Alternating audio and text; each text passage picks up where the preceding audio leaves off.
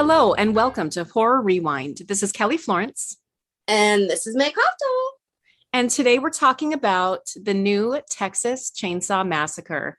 Meg, I'm literally looking at the poster that says the Texas Chainsaw Massacre behind you right now. There he is. There's Leatherface. There's Leatherface, and I've got my Texas Chainsaw blanket. Well, you're on So brand. when I like something, I like it. So And when I like something, see Bo Burnham's behind me. So yeah, Bo Burnham's behind you. Hold on, I have to put on my hold on. okay, Meg is going to put something on. I assume I it's going to be know. on brand. Oh, I there it know is. that I'm wearing my gore whore hat now. I know that this is not a visual medium, but Kelly, you can look at it at least. I will record this. I'll screen record this later for TikTok so people can Okay. see. So okay, here's the thing. We were going to watch this right when it came out, and we got super busy. We had a lot of work to do, and we were just like, full of work. We just didn't have any fun time.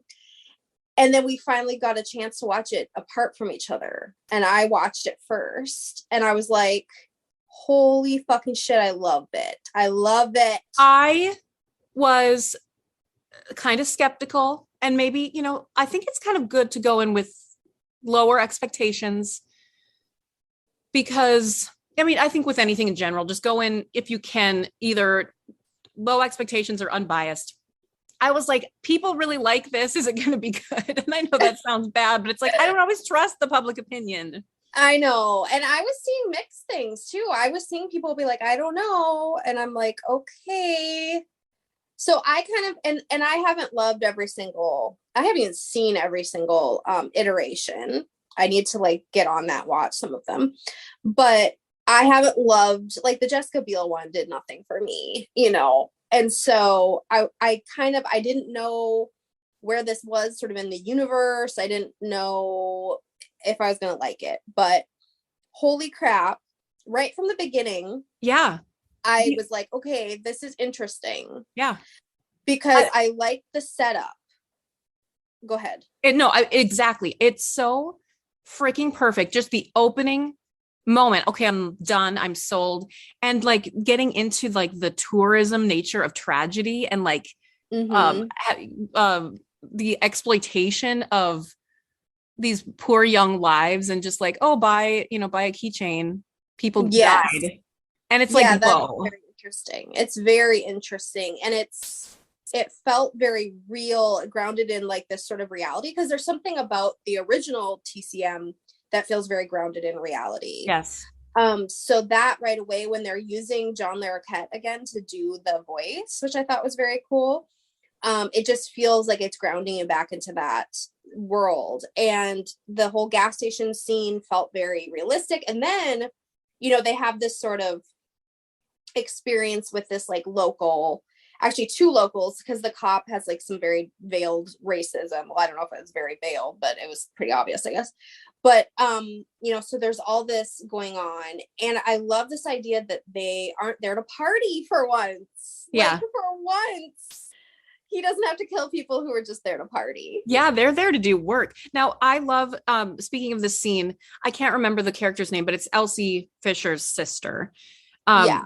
She's got curly hair. I love how it showed like the two sides. I realize women have more than two sides, but the two sides of how to deal with toxic masculinity. She goes from kissing up to the cops to like, totally knocking down that guy.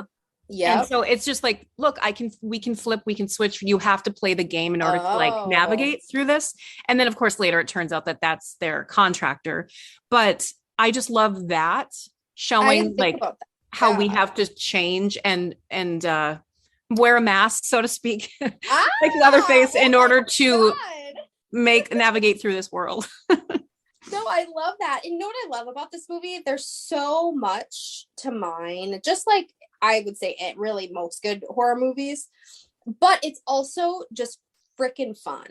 Like you can watch it in two ways. You can watch it with that eye, and I think there's so much there. Like you just said, I didn't even think about how she sort of treated two toxic men differently, and how we as women innately have that, like we learn that. Yep. But it also is just a really freaking good time, and you can just sit back and enjoy it on that level too. So that to me is like the perfect kind of horror movie. No, it is. And I laughed out loud multiple times. My favorite sequence, I'm jumping ahead, is when they're on the bus. Well, yeah. And friggin' Leatherface comes in and they're like live streaming it. That was hilarious. It's hilarious. It's again, it seems absurd, but it's kind of real because the guy is like, you're gonna get canceled so hard if you do anything. And it's like, yeah, Leatherface gives 0 fucks. Yeah, no, so the sequence, okay, so when we're in the cop van, or I guess it's an ambulance, I love how once that woman is dead, that is our inciting incident, and Leatherface just immediately breaks that guy's arm and stabs him with his oh my god bone. Oh my god, that was so cool. I was like, like, this is what I live for. This like where it's like it just culminates in this moment and you're like, oh my god. I know. Okay, so the mother, before her tragic demise, she said when they got there, she's like, I wish I would have known you were coming. I would have put my face on. Yeah. And that was so funny. Also, I love this idea of a ghost town. And also, these aren't, I know they're not there to party, but they're not perfect people. It is sort of cultish. And so it's like, yeah, I like that too, that it's not like, look at these great people who are going to go save this town. No, it's weird. Yeah, it is. And you're right. They're not there because they want to honor it and I understand there's a lot that you don't want to honor, like a Confederate flag. But they certainly don't seem to be doing it for all the right reasons. And obviously the example of what they do to this woman. Yeah. And how quickly that turns bad. And I would love to know, and I feel like maybe this was like originally in the script and then they had to like, cut it for time or something. But I would love to know what stopped Leatherface from sort of being Leatherface for so long. Or was he going around being Leatherface still? But I don't think so, because I don't think so either. I think he was dormant because of this woman, I guess. And she was like giving him some sort of love or some sort of, it was the love of a good woman that stopped Leatherface for 50 years or something. But I just thought that was interesting. I would love to know more about like his time in this town and like what he was doing. And, maybe that's the prequel. I don't know. I also love that they were in the wrong and they didn't have the right to kick her out. Like, it's so good because it's not like, well, Leatherface bad. I mean, yes, he is. But you know what I'm saying? Like, it is their fault. Yeah, he is bad, but having some gray areas there makes it more interesting. And might I add, I freaking love the backstory of the school shooting. I think it made sense in this idea of like they're trying to like create this oasis or this sort of like safe place. Yeah. It made sense as far as like what her character goes through, this feeling of like I brought this like Final Destination style, this idea of like around guns. I just felt like it gave so much breadth to Elsie Fisher's character. I was blown away. That's not a good no, I agree. And just the subtle, like her covering up her gunshot wound at the beginning. And then like the flashbacks and her laying there on the ground. And then of course, when she's in this final battle sequence, it's poignant and real and raw. And it just gives so much backstory to a character with just little bits, really. Yeah, I thought they did a really masterful job of telling not just characters, but also relationships. Yeah. Like really quickly, efficiently, it didn't take like, sitting outside and having this like 10-minute conversation. It was very quickly well done. And like, that is the key to, as someone who, we're screenwriters and like learning and like always learning. I really want to take some of that, like how they did that. Yeah, quick, efficient, like you said. The girlfriend character, sorry, I don't remember names. The blonde woman who, oh God, ends up poor woman dying in that ambulance. But just very quickly, she's like, nope, I'm going to handle it. And then you know everything Yeah. about her character. She's supportive. Yeah. She's, Yep. it was just perfect.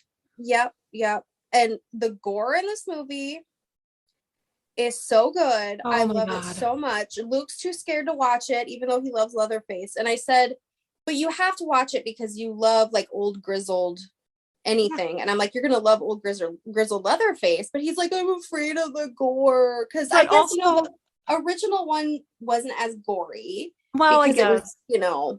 maybe But more also, like implied. But speaking of old and grizzled, Sally Hardesty. I know. This is like, the Jamie Lee Curtis of Yes. generational trauma from Halloween. Yes. But she's been out there living her life and she's going to come and kick some ass. Oh my God. It's so, they show the first time they show her, she's like gutting up a pig, and it's just like, she's such a badass. Yes. And I mean, it's too bad that the actress passed away. And, yeah. But the fact that her character is still here, and she's like, so I thought it was a really poignant lesson that she was trying to teach these girls, was like, if you run away, it's going to haunt you. You have to take care of it. Now, that being said, maybe that was not great advice. I don't know. but at the same time, I think there's a lesson there. But just in life in general, yeah. Yes, in life. Maybe not when you're dealing with actual Leatherface. Right. But maybe other things. No, I agree. And I also I didn't love that she died, but I do appreciate that they weren't like, well, we're definitely going to have everybody survive. People died in this movie. Yeah. People you liked, Yeah. I have to say, on Twitter, Nate said he didn't like the main girl, not Elsie Fisher, the other girl. Really? He said well, here's how he put it. He said, I've never wanted a protagonist to die so much in a horror movie. And I was curious about that. I would like to ask him when he comes on next, what was it about this one that was so annoying to you? Because I thought she was pretty a good character. She was the only one who seemed to care that the old lady died. Yeah. And she was pretty tough. And she like was multiple times trying to sacrifice herself to save her sister. Yeah. So anyway, I'm just saying. This whole I'll get an argument with Nate about it. Okay. This whole end sequence and just everything that they had to freaking go through to finally get in that vehicle, and you think it's going to be fine. And I love, they already had hinted to the self-driving car earlier. Mm-hmm. So it's giving flashback to the original, yet there's Elsie alone. Like, so freaking good. Yeah. And she's screaming just like Sally. And I think the best that gives me chills is he's doing the same swooping around with the chainsaw that he does in the original. And it was just like, holy shit. Now, Meg, I have to ask you, did you wait for the post-credit scene? No! Is there Meg, a post-credit scene? You got to start watching the credits, girl. I'm sorry. Guess what the scene is? What? Leatherface goes home. He's walking back to the original house. Oh my. Okay, I'm going to watch it after this. I'm going to watch it. I even put it on yesterday while I was doing stuff, and I watched it twice, and I still haven't. Watch the credits. Dang it. Okay. Oh, yeah. He's literally walking up to the house. Oh, I have to see that. That's epic. Oh, meaning, let's go. I want 3 more movies right now. I know. With, like, Elsie Fisher coming back. Yeah, please. Yes. Oh, I loved it so much. Yeah, they're like, try anything and you're canceled, bro. And then like the comments, that looks so fake. And then someone's like, where is this? I want to go. I know. That was so good. And just the freaking gore in that bus. The freaking girl who gets bisected. Yeah. Oh my God, I loved it. I loved it too. Okay, let's rank this on a scale of 0 to 10. 0 being you hated it. How? To 10, you think it's a perfect movie. What's the scale? His mom's face? I mean, it's not really his mom. His face. Yeah. Well, and that's where we can like get all Freudian here, but like it's interesting that he cuts her face off. Yeah. And not somebody that he not like hates. Yeah. Her. Yeah, it's like a respect thing, like a way to stay close to her. yeah, it's like I'm you, I'm taking over as you or something. Like it is kind of Ed Gein-ish. Yeah. Okay, well, I'm giving it 10 bloody dripping mom faces because what else? I mean, I thought about it and I was like, well, before we recorded, I'm like, well, maybe it's a 9 because I would have liked a little more backstory. It's like, no, it's 10. I freaking loved it. I was like so hyped up watching it. No, exactly. No, I'm giving it a 10 as well. And also, like you just said, sometimes I think maybe I want that, but at the same time, leave it out. It makes it even more mysterious, better. It's true. I mean, what do we need to know? We don't need anything else. This is what we need. It was so good. I highly recommend it. If you want to learn more about the original Texas Chainsaw Massacre and Ed Gein, who the movie was inspired by, make sure to pick up our book, The Science of Monsters. Ooh. And also go back and listen to that podcast episode that we did on the movie, the original, because wow, it's been a journey, Meg. It's been 4 years. I know. We've been doing this. I can't believe it. We just keep talking. You can't shut us up.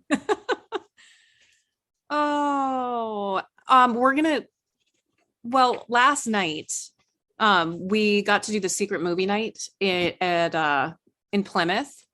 And I'm not even going to say out loud what movie we watched because if you weren't there, you missed out. Yeah, you missed out. And we told you to come. We told you, we don't care where you live. You should have flown in. You should have walked. You should have crawled. So no excuses. You should have taken your self-driving Tesla there. Yeah. You didn't even have to drive. Yeah, lazy. Now, I have a big question for you, Meg. I haven't even asked you this yet. I'm not proposing marriage, but I am proposing something. Okay. What are you doing middle of June? And if you're saying Disney World, I mean, when are you going to Disney? June. But is it middle of June? Maybe. Oh, Meg. I don't know why. What's happening? What's going on? Bruce Campbell. Homecoming weekend. Detroit, Michigan. There's going to be a homecoming dance. They're going to crown a king and queen. They're going to do an Evil Dead with like live symphony playing. I'm going to freaking go. Well, I mean, I hope I get tickets because the tickets go on sale. Well, actually they're on sale as I speak. Don't buy my tickets, y'all. Yeah, wait, you shouldn't tell people about it. No. I don't know if I'm getting 2 tickets. I hope you're coming with me. Well, I hope I am too. I'll find the dates. I'm gonna get all the dates figured out. And if I have to clone myself, then that's what I'll do. Or I'll just send a lookalike to Disney World. Yeah. That sounds No one would know. No one would know. Bruce. No, that sounds amazing. A homecoming dance? Yeah. I want to wear some. See, I'm torn. I'd want to wear something like really goth and cool, but I'd also want to wear something cheesy. No, I know. I was thinking the same thing. And then it's like, well, it has to be an homage to like Evil Dead. Yeah. Oh, that's amazing. Oh anyway, my God. Bruce. It might sell out in 3 seconds and this is all for naught, but I'm going to try anyway. No, if anybody can get tickets, it's you, girl. Well, I believe in you. So I know I always do this. I'm like, I'm going to go and I'm going to buy the tickets. And then I realize like I've triple booked myself. So I'm probably also busy, but I'm going to see Bruce. I want to. Yeah. I mean, I can't imagine what would be more important than that. No, it's not like the birth of my child is going to happen at that time. Unless, and I'm not pregnant, PS, but there's always those shows about, people who like go into labor and they never knew. Yeah, I mean, that's always a possibility, but I feel like Bruce would be there to support you and help you as you give birth to a child that you didn't know you were pregnant with. See, like right there in the homecoming dance. Oh, that would be embarrassing. It's like a Carrie situation, but it is definitely in a different way. I think whatever's happening, you have to go to that. No, I'm gonna look this up and look at the dates. I don't know when I'm going to, since I'm not the one planning it, I don't know when I'm going to Disney World, but I'll figure it out. I probably should know. Well, anyway, like I said, I'm getting 2 tickets. So if Meg can't come, I might be looking for a date to homecoming. Ooh. Unless it's Bruce himself. Well, maybe you should slide into his DMs. I would never disrespect his wife like that. All of a sudden, I have honor and integrity. I know. If only you knew, people. No, I'm just kidding. Okay, we need to go. Okay. But let's go. Y'all, go watch Texas Chainsaw Massacre. What are you doing? I know, it's on Netflix. Like, get your act together. Okay, until next time, we'll see you in the horror section. Okay, bye.